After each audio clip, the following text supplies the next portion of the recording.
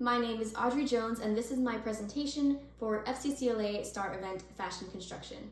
As a level 3 and as a senior, I am with Bulldog FCCLA from Holmes Braddock Senior High School in Miami, Florida. My project is entitled Vintage Glamour.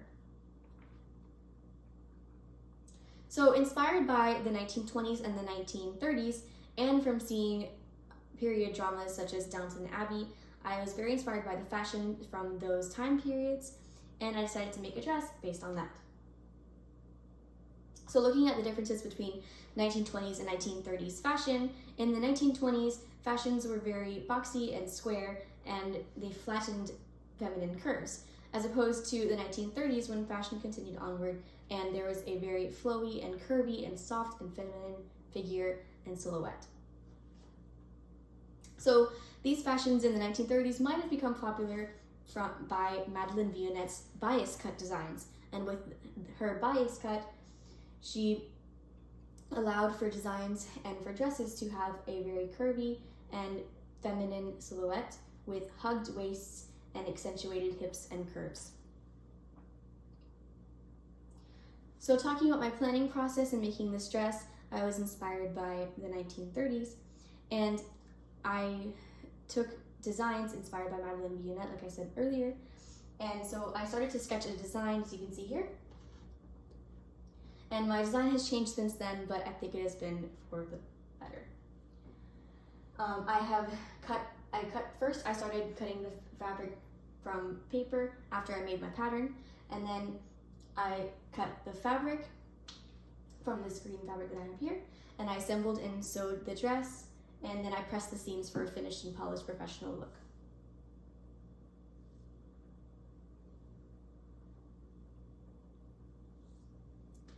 So my design features some elements from the 1930s, which include a flattering waist and accentuated shoulders with these sleeves and a flared skirt.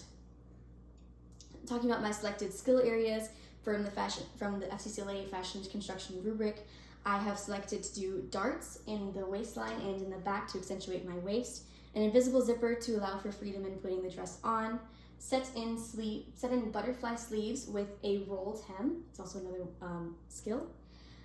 Pockets in the skirt because every functional dress has to have pockets. A neckline facing for polished neckline look. I have finished the seams using pinking shears, and I also trimmed the seams in my facing.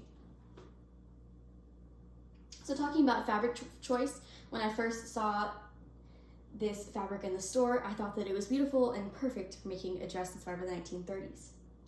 So this fabric is made out of poly satin, and it is woven from 100% polyester threads. It mimics silk and satin fabrics, but it is very durable, yet still being lightweight since it is man-made from polyester. So it mimics silk in that it has a sheen on the right side of the fabric, and it drapes very easily for flowy elements on such as the sleeves and the skirt in my design. This fabric should also be cared for with a washing machine on low heat or a warm wash cycle, and it should be pressed with a cool iron and dried on tumble dry low, and it should not be bleached. Talking about the cost of my dress, this took about $40 to make, being exactly $39.13. So my fabric is a dark green poly satin, and it was about $4 per yard, being $10.77. The interfacing that I used for the facing and for the pockets to give some more stability was $1.99. My 2 spools of green rayon thread was about $20, and the invisible zipper was $5. This has been my presentation. I hope you enjoyed it, and that's all.